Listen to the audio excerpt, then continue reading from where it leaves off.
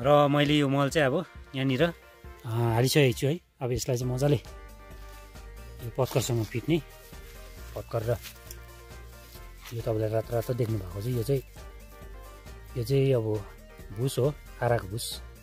तर यो चाहिँ फेरि कटुसकै हो। यो चाहिँ फेरि अरू रुखको होइन, यो चाहिँ फेरि कटुसकै भुस पनि कटुसकै हो। अब यो सँग चाहिँ मजाले फिटेर त्यहाँबाट चाहिँ रोप्ने।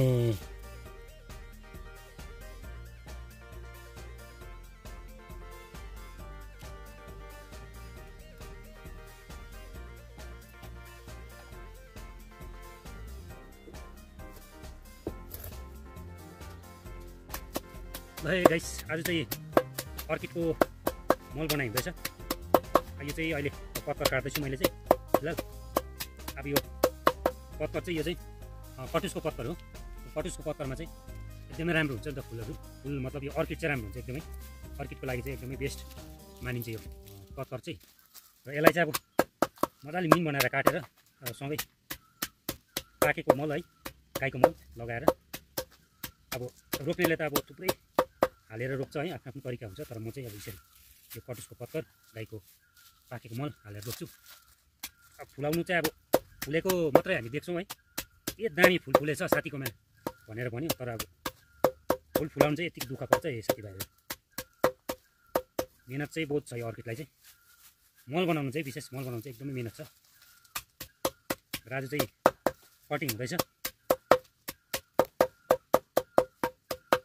र मैले यो मल चाहिँ अब यहाँनिर हालिसकेको छु है। अब यसलाई चाहिँ मजाले यो पत्करसँग फिट्ने पत्कर र यो तपाईँले रातो देख्नु भएको यो चाहिँ अब भुस हो, आराको भुस। तर यो चाहिँ फेरि कटुसकै हो। यो चाहिँ फेरि अरू रुखको होइन, यो चाहिँ फेरि कटुसकै भुस पनि कटुसकै हो। अब यो सँग चाहिँ मजाले फिटेर त्यहाँबाट चाहिँ रोप्ने।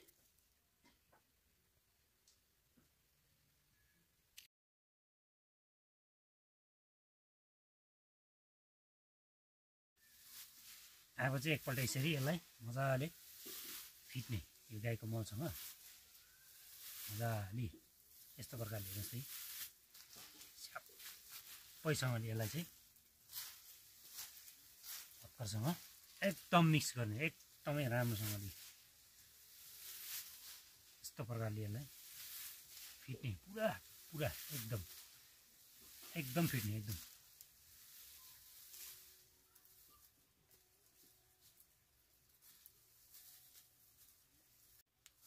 र यो जुन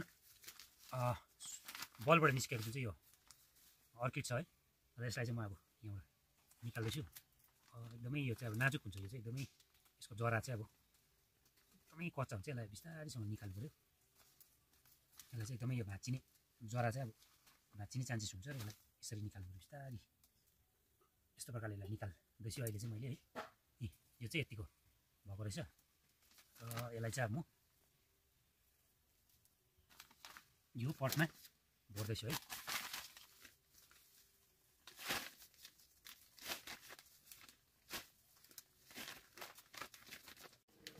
र मैले यो पट चाहिँ मैले भरिसकेको छु है। मलहरू पनि तयारी भइसक्यो। र जुन चाहिँ यो यहाँबाट निकालेको जुन चाहिँ यो अर्किडको जुन चाहिँ एउटा ब्याक बलबाट आएको जुन एउटा सुट छ, अब यसलाई चाहिँ म यसरी यसलाई मिलाएर यहाँनिर थपक्कै हाल्दैछु। र अस्ति नै हामीले एकपल्ट यो ट्रेनिङमा पनि सिकाउनु भएको थियो कि अब हामीले अब सानो प्लान्ट हुन्छ तर हामी यत्रो बडे पटमा रोप्छौँ है। तर त्यसले गर्दाखेरि चाहिँ के हुँदो रहेछ भने अब खासै यसले पाउनुपर्ने जुन चाहिँ भिटामिनहरू छ, यसले अब पाउनुपर्ने पानी भयो है, र कतिवटा अब यसले पाउनुपर्ने जुन चाहिँ प्लान्टले पाउने चाहिँ पाउँदैन रहेछ। हामी चाहिँ अब यत्रोबाट प्लान्ट लिएर एकैचोटि यत्रोबाट गमलामा रोपिदिन्छौँ है। त्यसले गर्दा त्यो चाहिँ अब त्यसो गर्नु चाहिँ हुँदैन रहेछ भनेर चाहिँ हामीलाई ट्रेनिङमा गराउनु भएको थियो। र मैले चाहिँ सेम त्यस्तै प्रकारले मैले यो चाहिँ मैले यसलाई रोपिसकेको छु। अब यसलाई पट पनि साह्रै ठुलो छैन, यत्तिको साइजको पटमा मैले यसलाई लगाइसकेको छु।